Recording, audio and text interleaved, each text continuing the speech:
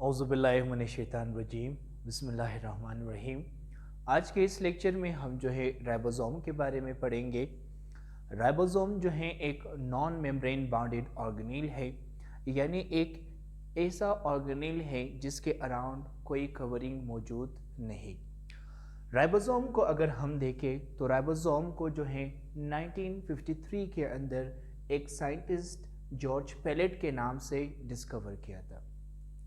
और इसी तरह राइबोसोम सेल के अंदर सबसे छोटा ऑर्गेनेल है।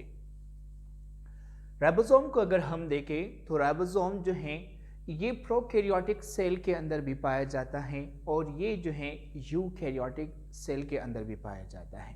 It is present both in prokaryotic cell and eukaryotic cell. इसी तरह अगर हम इसे एक सेल के अंदर देखें तो ये सेल के अंदर या तो फ्रीली साइटोप्लाज्म के अंदर पाया जाता है या फिर ये जो है रफ एंडोप्लाज्मिक रेटिकुलम के साथ अटैच हुआ होता है। ये सेल के अंदर दो स्टेट में पाया जाता है, या तो ये सेल के साइटोप्लाज्म के अंदर फ्रीली पाया जाता है या फिर ये सेल के अंदर एंडोप्लाज्मिक रेटिकुलम के सरफेस के साथ अटैच है। इसी तरह राइबोसोम जो है क्लोरोप्लास्ट और माइटोकॉन्ड्रिया के अंदर भी पाया जाता है, क्योंकि ये खुद भी एक ऑर्गेनेल है और ये ऑर्गेनेल एक और ऑर्गेनेल के अंदर पाया जाता है, क्लोरोप्लास्ट और माइटोकॉन्ड्रिया के अंदर।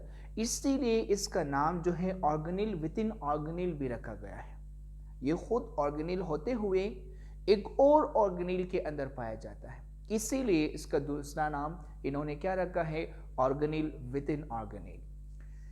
अगर हम यूकैरियोटिक सेल की बात करें तो यूकैरियोटिक सेल की जो राइबोसोम है उसका 60% प्रोटीन से मिलकर बना है, जबकि उसका 40% राइबोसोमल आरएनए से मिलकर बना है।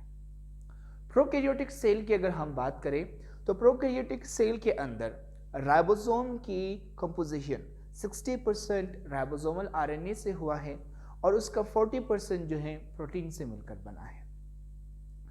राइबोसोम की जो पार्ट्स हैं या राइबोसोम की जो कंपोनेंट है वो एक्चुअली सेल के न्यूक्लियोलस में फॉर्म होता है।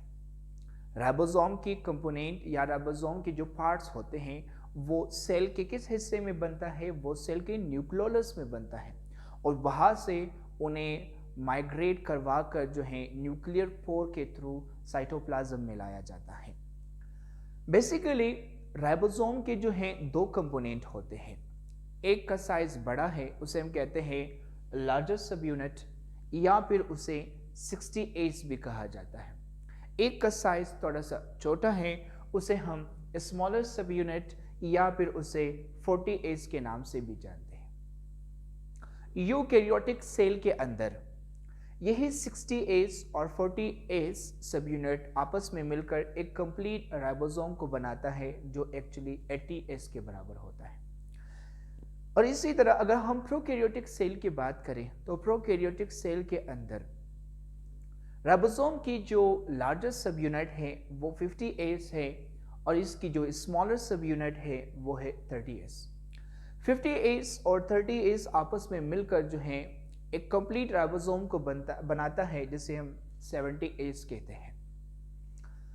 जब बहुत सारे राइबोसोम एक ही मैसेंजर आरएनए के साथ जुड़ा हो तो इसे कॉम्बिनेशन ऑफ राइबोसोम्स को हम क्या कहते हैं, पॉलीसोम्स कहते हैं। जब बहुत सारे राइबोसोम्स एक ही मैसेंजर आरएनए के स्ट्रैंड के साथ अटैच हो तो इन मैनी राइबोसोम्स को एक साथ हम क्या कहते हैं, पॉलीसोम्स कहते हैं।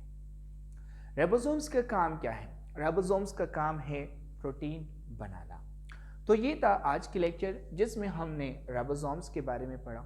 होप आपको समझ आ चुका है। अगर आपको कोई क्वेश्चन है तो आप नीचे कमेंट बॉक्स में पूछ सकते हो। आज के लिए इतना ही। Thank you.